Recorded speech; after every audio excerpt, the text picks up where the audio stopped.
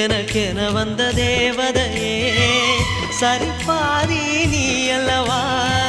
நடக்கையில் உந்தன் கூட வரும் நிழல் போலே நான் அல்லவா கண்ணன் கொண்ட ராதையர ராமன் கொண்ட சீதையர